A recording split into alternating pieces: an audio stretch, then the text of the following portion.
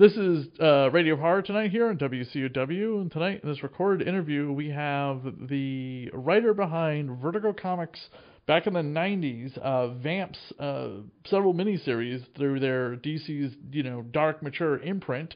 And we have writer Elaine Lee on the show with us. Thank you for coming on to talk about Vamps and any other incredible writing that you have done that I might have missed. Well, thank you for asking me. I was going through trade paperbacks at That's Entertainment, my local comic book store, and I came across a trade paperback in the used trade paperback section for Vamps, and I have all of the miniseries. And I had never seen the trade paperback for the collection before, and I was like, I should have look to see who worked on this and have them on the show, because I loved this series back when I was a teenager in high school. That's great. I'm Vamps, and it's kind of like origin story where you as the creator of it, where did that whole concept come from? Well, it started out, I went to the Glasgow Comic-Con one year. This was back in the early 90s, and I went with Michael Kaluta and Charles Vess.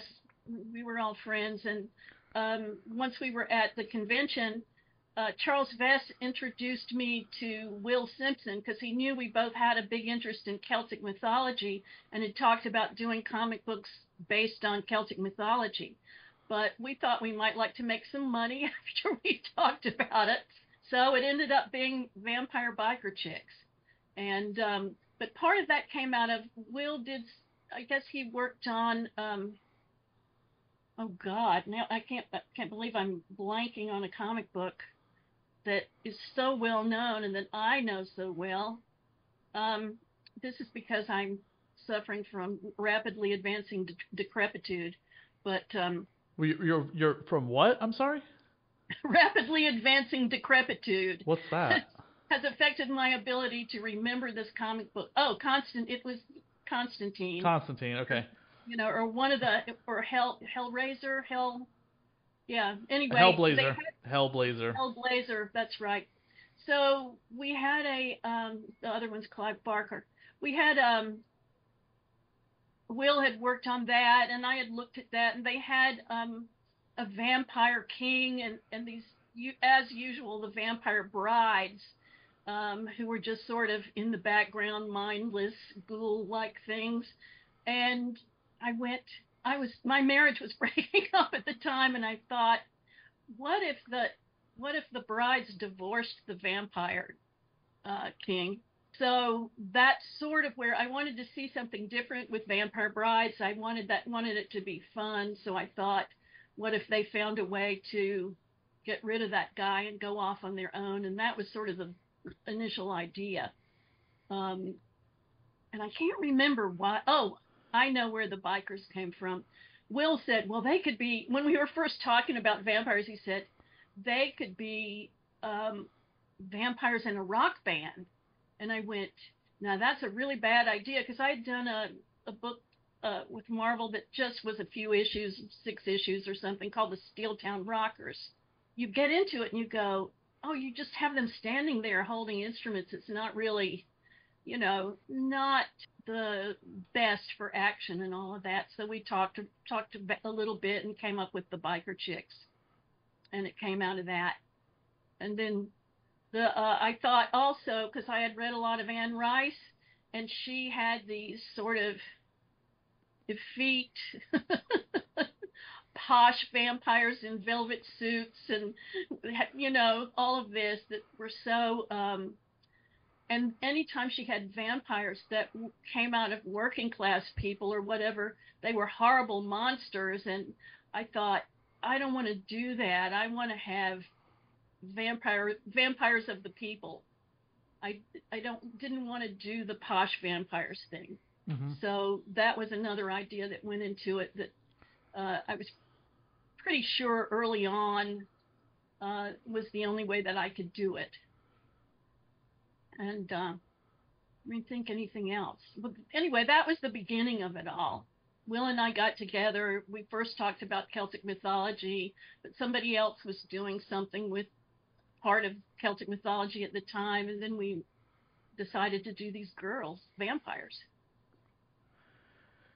It What made you want to make them biker babes? I'm not sure how I got into the biker thing at that point. I really don't remember how that came about, except it seemed like nice action. And I think that the whole biker thing was more important sort of in the zeitgeist Uh-huh. at the time. They had all these magazines like Outlaw Biker and that kind of thing, and that were just around in popular culture. And and also I'm I'm a boomer. So our generation, a lot of the guys coming back from Vietnam were part of that whole biker thing. So, all of that probably played into it, but I'm not sure why we actually decided to stick on that. It just seemed like a good idea. But it was partly because I didn't want to do, you know, the vampire in the velvet suit thing. With the amount of sex and violence in it, it seemed like Vertigo, that was basically you were just allowed to do what you wanted with no restrictions. Yeah, pretty much. I mean, Stuart Moore, there were a few things like the first series I pitched it to Stuart, Will and I did, and the first pitch had 8 books instead of 6, like the original 6. Because we went through stuff that involved the different vampires, but there were 2 books in that actually had the sort of the story of the second series where they go to Hollywood.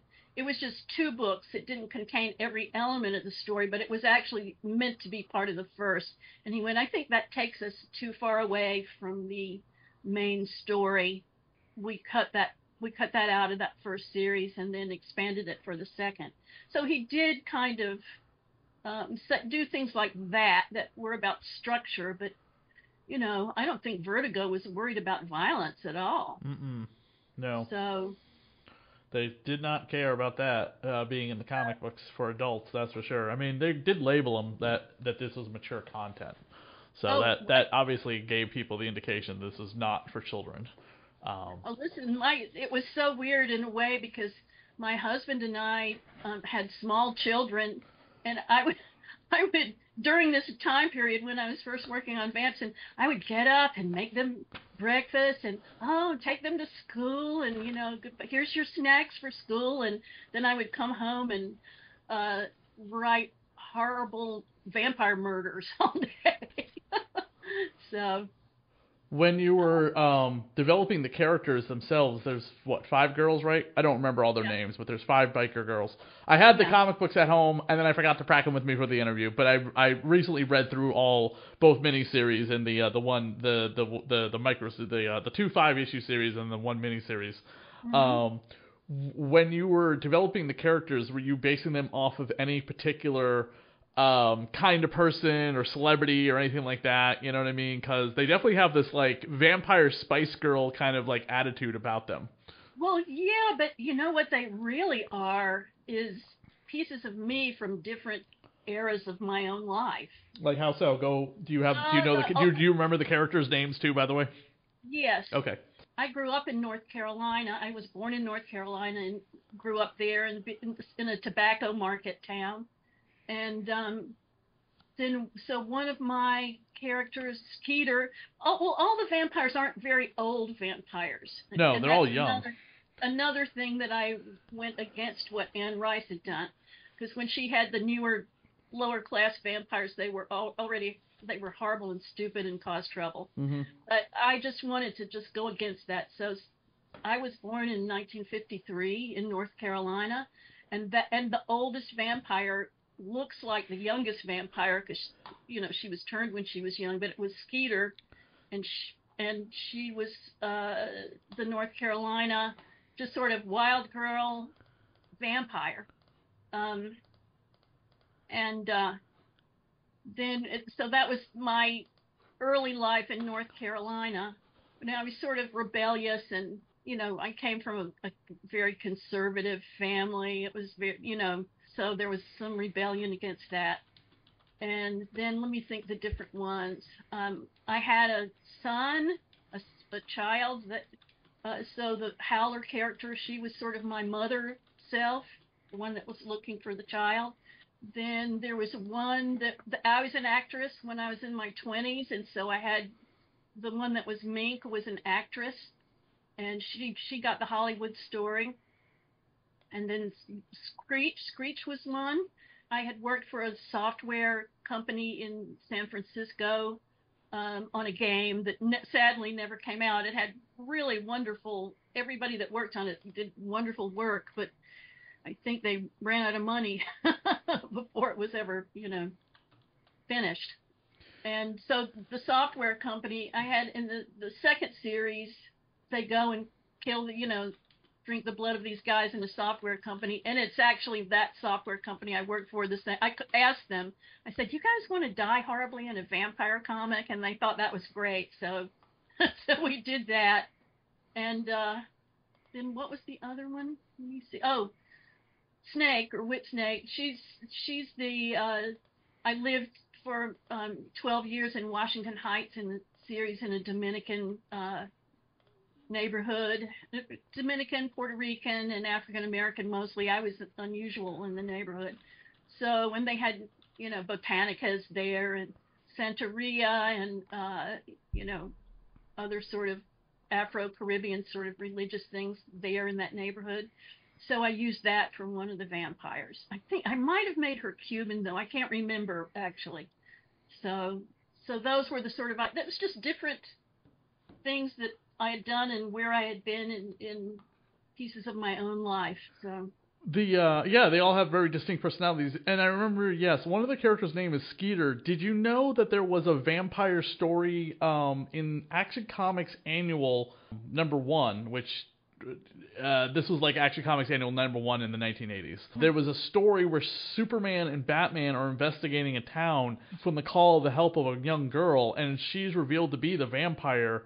Her name is Skeeter. Oh gosh, no. Well, I didn't know that. I hadn't read that. That was interesting. I thought maybe it was just like, is this the same character possibly?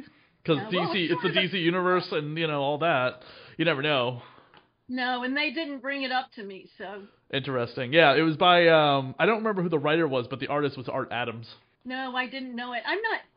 I'm an unusual comic book person because I don't read a lot of comics when I was a kid. My dad was a big science fiction fan, and he died when I was 13. But before that, he bought me comics a lot, and especially when we went someplace, he'd buy me a bunch of comic books. But so when I was a kid, I was really into him. And then, once I got to be a teenager and I was interested in boys, and I also became a theater kid, I kind of left that. And when I was a young actress in New York, my husband at the time, not my husband now, but my husband at the time brought home a copy of Heavy Metal. And I looked at it and I went, God, this is great. And I started looking at Heavy Metal, and I love the European artists, and that's how I got back into, well, that affected, I ended up writing the Starstruck play, beginning that with my sister, but she sort of dropped out of that process. I was very influenced by the European comics, and so I kind of skipped. I read that Marvel and DC as a kid, skipped for a while, and then I got into the European stuff in a big way. So I probably did not read every comic book that ever came out. If a friend of mine did something, then I looked at it. But what I loved about comics. I love the medium, but I wouldn't say I'm a comic book fan, because to me that's like being a TV fan. Well, there's, not watching old episodes of Duck Dynasty or other things like that. I love TV when it's something good, and I feel that way about comics. So I don't read everything that comes out. And I tend to like things that come out that are new. I don't go back a lot and look at Golden Age stuff, and I've never collected comics. Even when I was a little kid, if I would get a comic book at the donut shop, because that's where you got them back then, and I just wanted to see what Superman was up to. and I never noticed who wrote them or who drew them. Well, I noticed if Stan Lee wrote something because it was all over everything. So I did know about Stan Lee, but I didn't really pay attention. To me, it was what Superman was doing because I was young. And then later, I had that period where I wasn't that into it.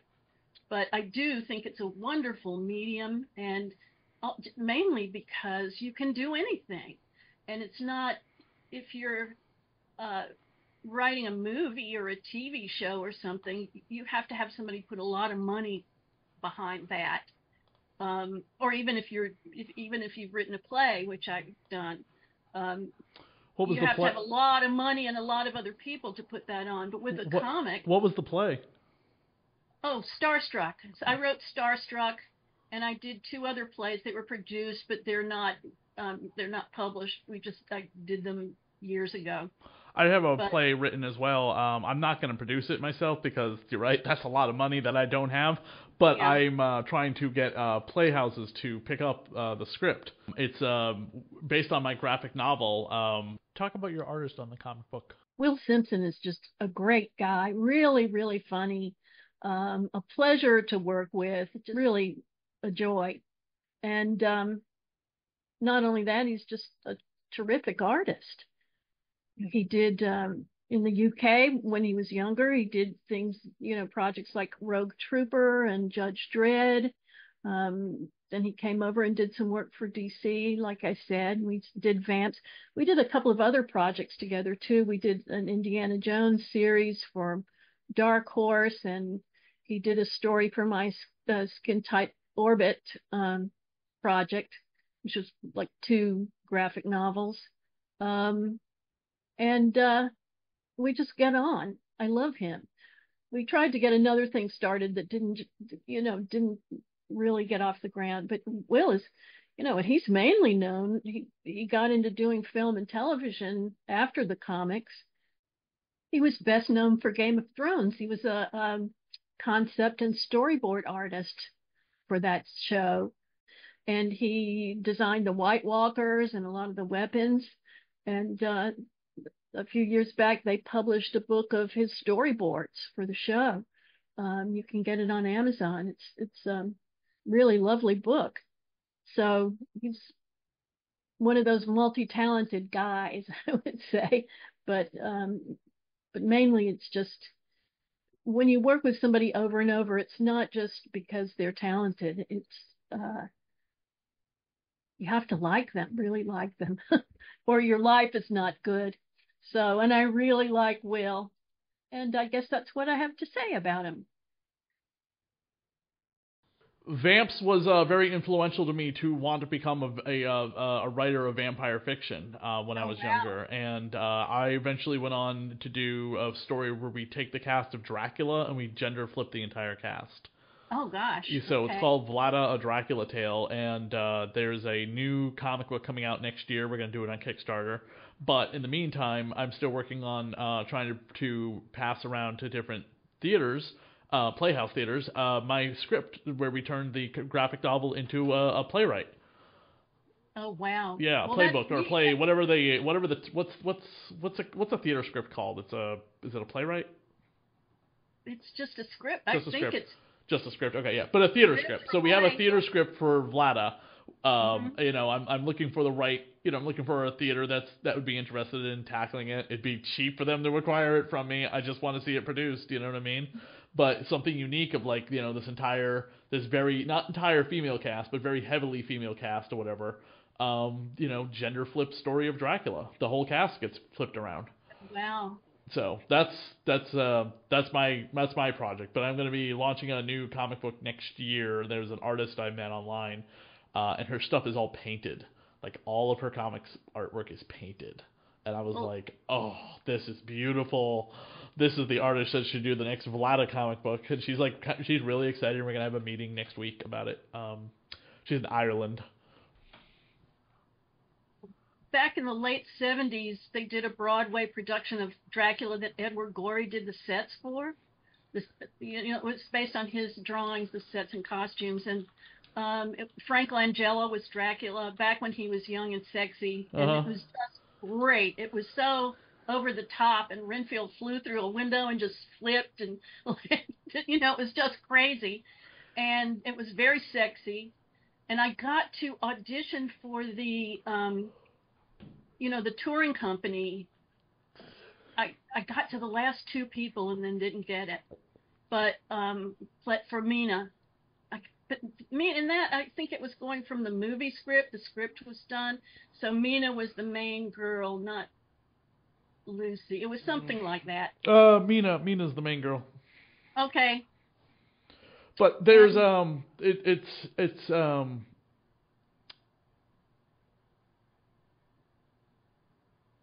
my god, I have to edit this out. I had a thought about what you just said, and it just completely lost my brain.